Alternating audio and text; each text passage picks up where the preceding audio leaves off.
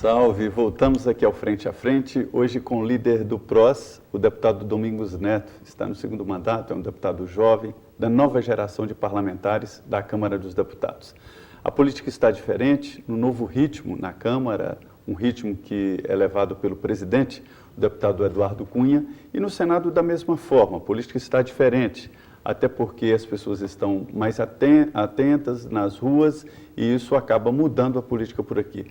Deputado, eu falei aqui de nova geração e essa nova geração existe. Existe também o sentido do filhotismo, né? Muitos filhos de políticos, que é o seu caso, né? Não é um demérito, mas enfim, existem vários nesse sentido, mas existem outros que não. Que estão vindo porque tem um discurso, não que o senhor não tenha. Isso é bom? Mexeu na Câmara? O senhor sentiu que nesse seu segundo mandato está diferente? Está diferente e é importante essa renovação. A cada dia que passa, nós temos uma juventude mais protagonista. Quando o presidente da Frente Parlamentar da Juventude, nós conseguimos desengavetar e aprovar na Câmara dos Deputados o Estatuto da Juventude, que estava 8 anos engavetado lá, e nós conseguimos aprovar em 2011. E o principal conceito basilar era tentar estimular o protagonismo juvenil. Hoje, todo respeito aos deputados históricos da Câmara dos Deputados, mas a diferença da sociedade, nos últimos 20 anos, não precisa nem ir muito longe, mas imagine há 20 anos atrás, onde não existia celular, por exemplo, ou existia muito pouco, ou não existia ferramenta da internet, e hoje uma nova sociedade, que o acesso à informação é imediato. Nós precisamos que a Câmara dos Deputados represente esse novo momento. E a renovação de quadros, com a entrada de jovens quadros, é importante para isso. Eu não tenho nenhum problema em dizer que sou filho de político, até porque eu me orgulho muito do mandato, da história do meu pai, da minha mãe prefeita, várias vezes escolhida a melhor prefeito do Ceará, e vários prêmios nacionais. Meu pai foi vice-governador. Vice-governador do Ceará, e a sua mãe foi prefeita? De Itauá. De Itauá, né? Isso. E, efetivamente, isso acontece não só na política, mas acontece em quase todas as famílias. O pai é médico, o filho quer ser médico, o pai é advogado, o filho quer ser advogado. Nós assistimos exemplos dentro de casa. Isso é uma coisa que... Agora, ajuda muito na oportunidade para entrar na política. Agora, poder ter um mandato respeitado, eu já fui mais de uma vez escolhido nos rankings da revista Veja como melhor deputado do estado do Ceará. No ano passado, eu também fiquei em primeiro lugar do meu partido, em primeiro lugar do meu estado. Tive a oportunidade de ser reeleito também com uma votação expressiva.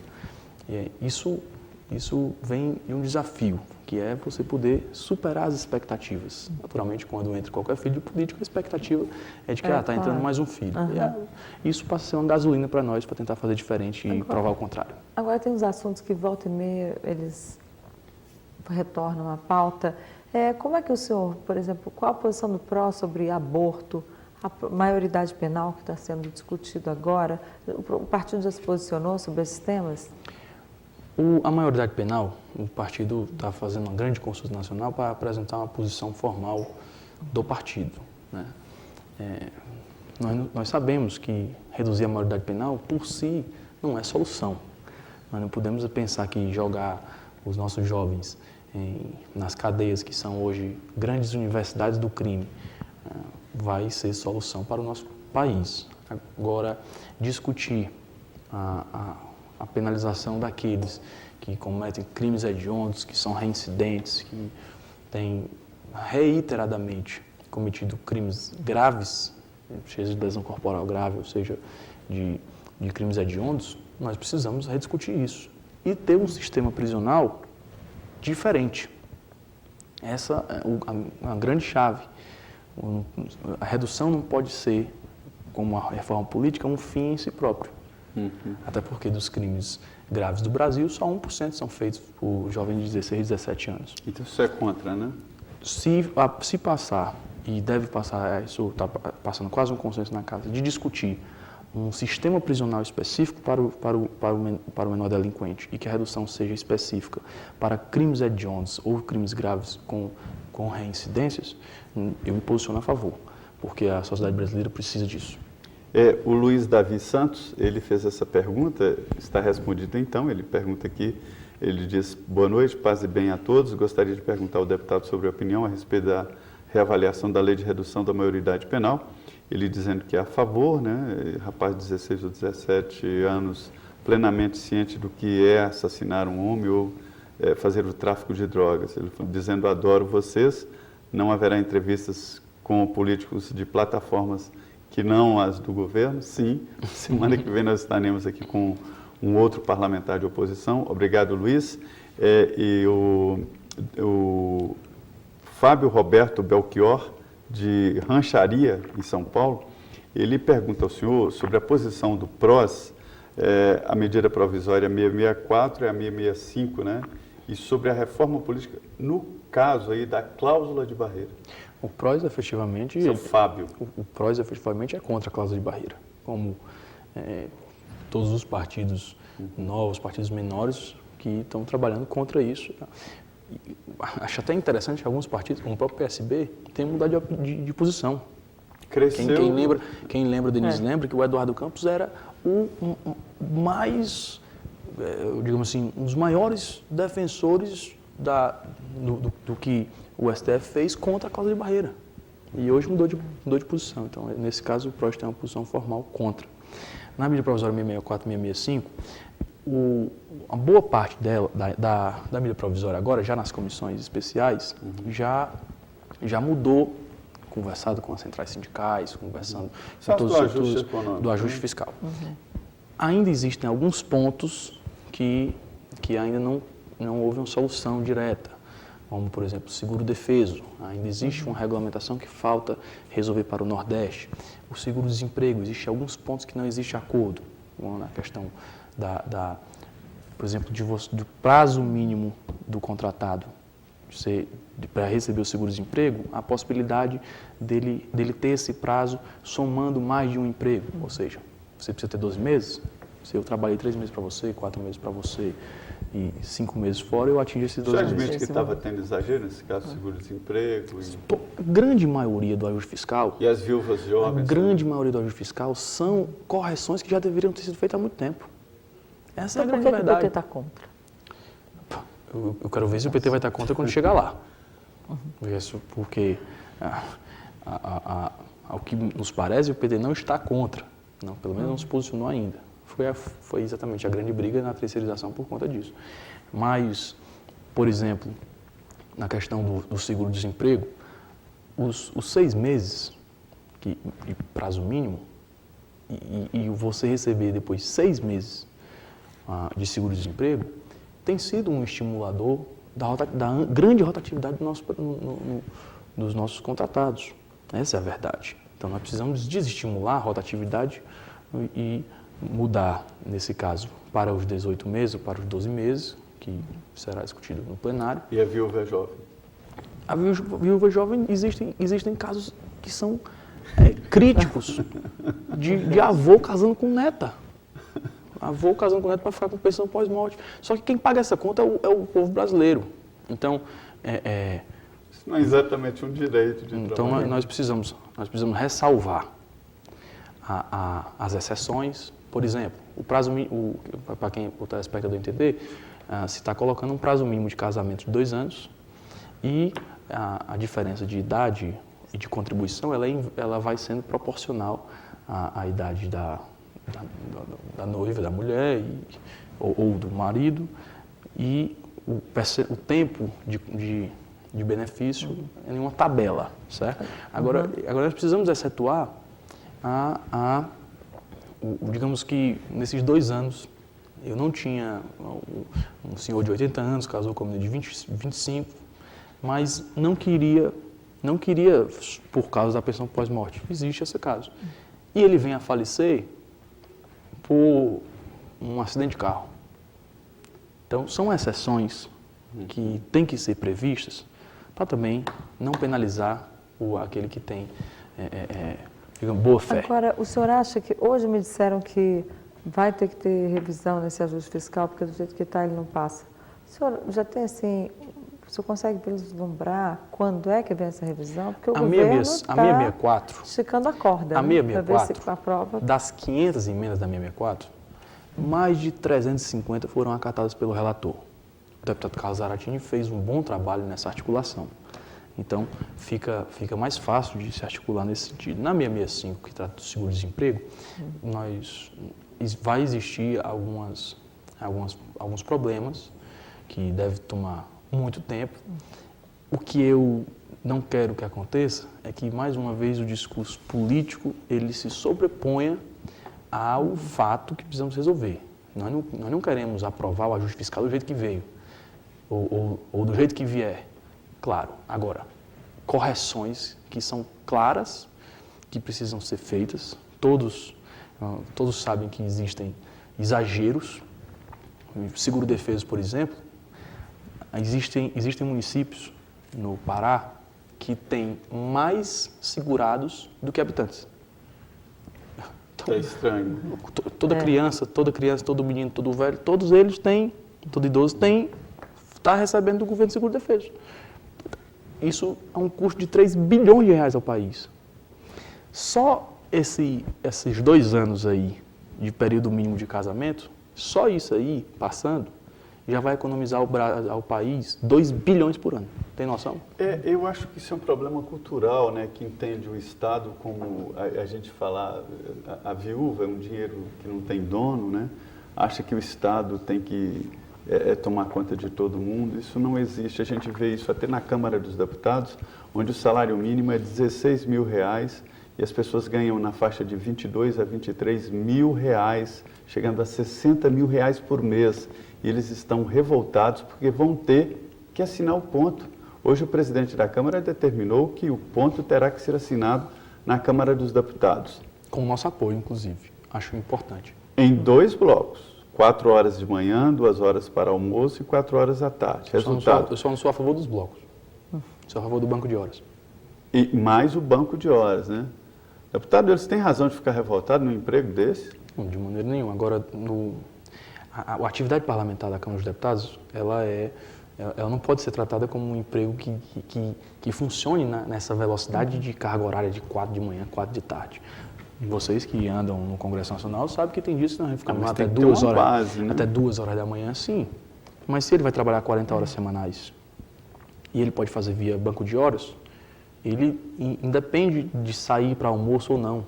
A Câmara, ele pode cumprir essas horas na semana, independente do horário de entrada, do horário de saída. Isso é para valer, é? O quê? Esse ponto? É, sim. No seu gabinete todos vão assinar? Tudo que for de regra que atinja a todo mundo, é importante que a gente defenda. Porque nós não podemos também, até mesmo os equívocos que às vezes acontecem nos gabinetes e na liderança e tal, se passa a ser uma regra, é importante para todos nós. Que a Câmara é uma ilha salarial até para Brasília, que já é uma ilha salarial. Cortar na própria carne para atender a uma coisa que é justa, é uma coisa que nós temos que fazer.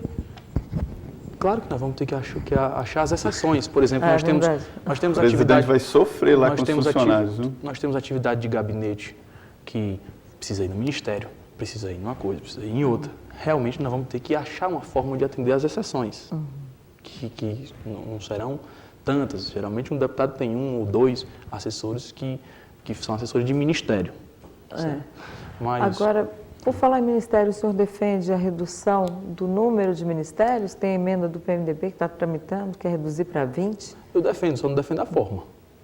Por quê? Porque é inconstitucional. A forma de fazer uma PEC... Como é que se faz, então, para reduzir o número de ministérios? Só se a Dilma quiser. Nós não podemos.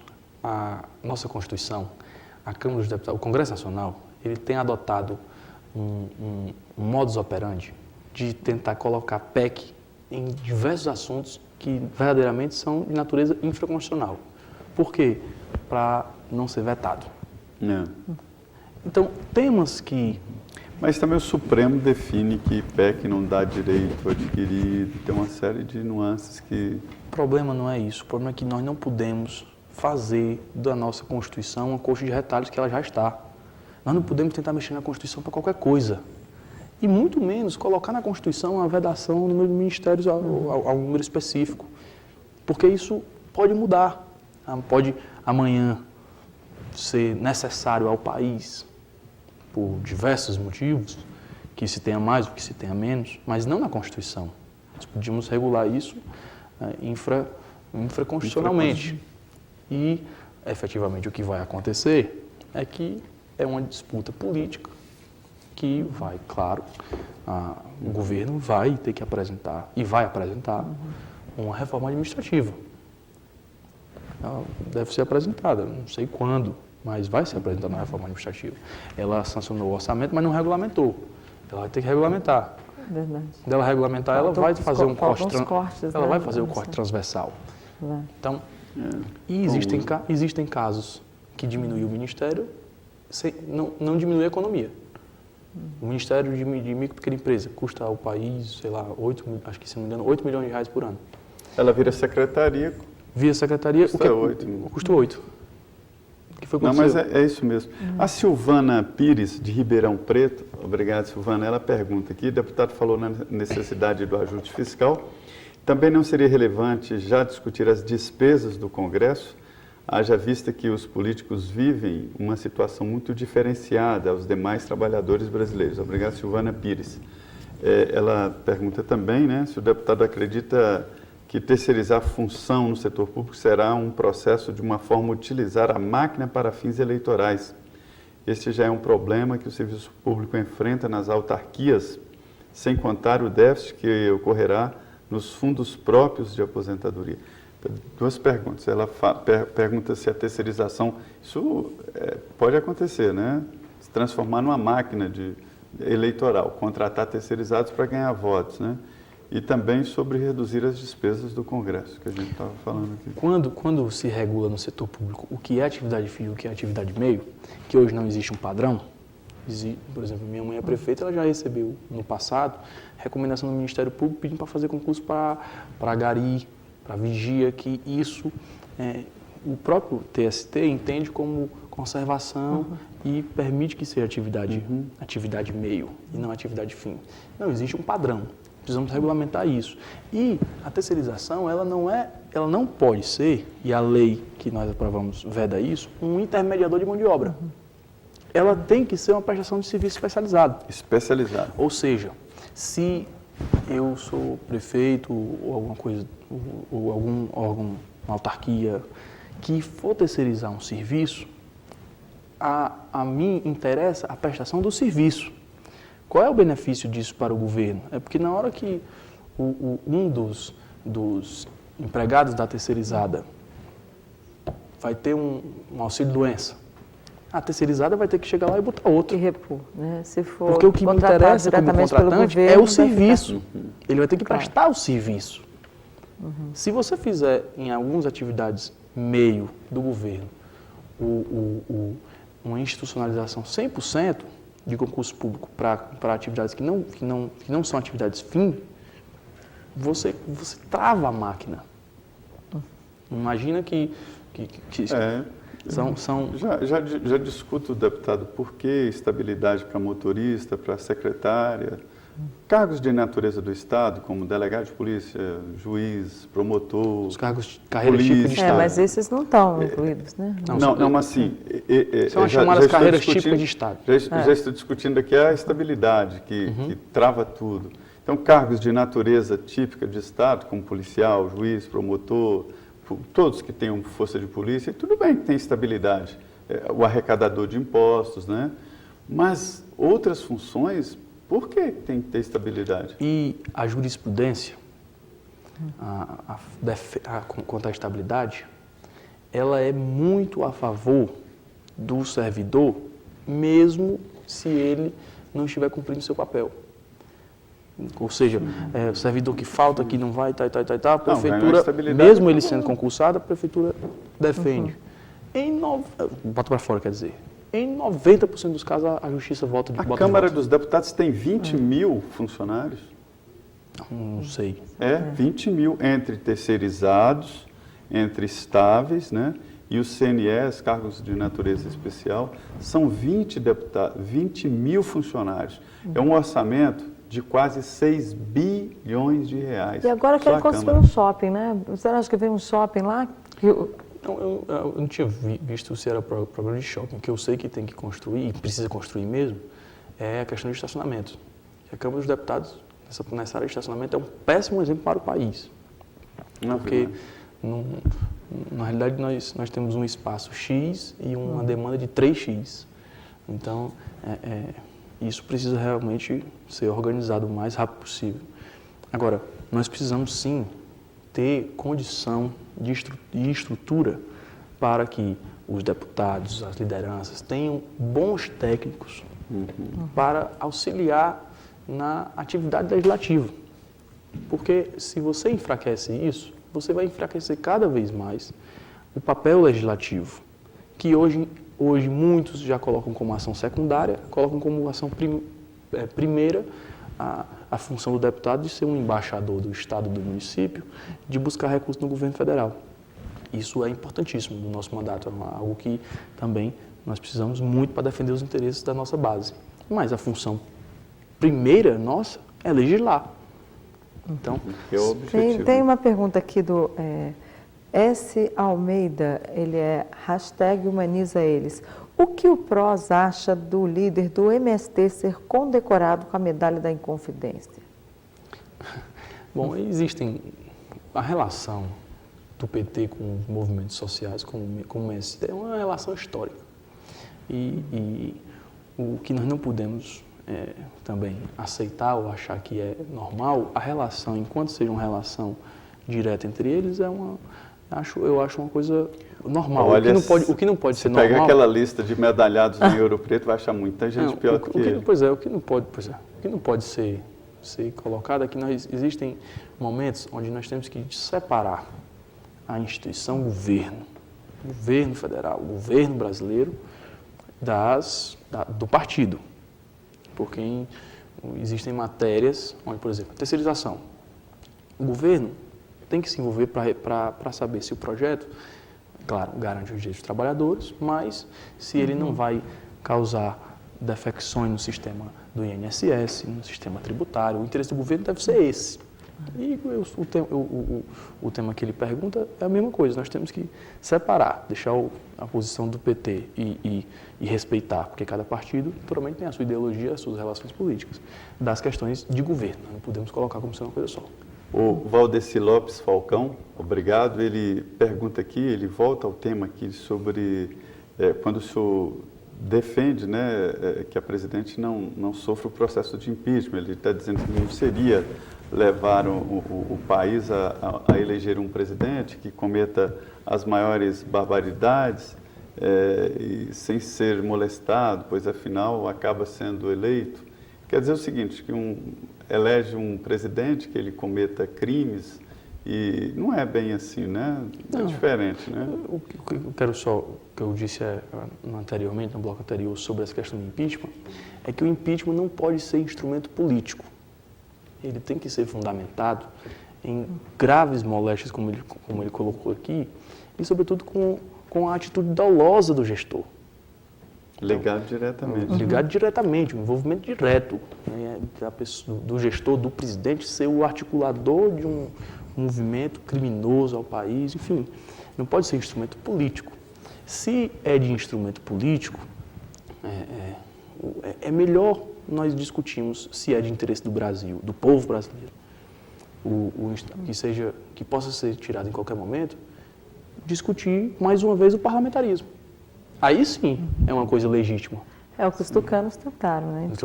Porque sim, se for o parlamentarismo, aí é uma coisa legítima de você rediscutir essa questão do papel do primeiro-ministro. Agora, no sistema presidencialista, é um precedente terrível se nós fizéssemos isso. E, repito, hoje atinge a presidenta Dilma. Amanhã vai ser qualquer um outro que será instituído por fundamento político. Pelo visto, teremos um ano de longas discussões pela frente. Deputado, infelizmente nosso tempo acabou, mas já fica aqui o convite para o senhor voltar.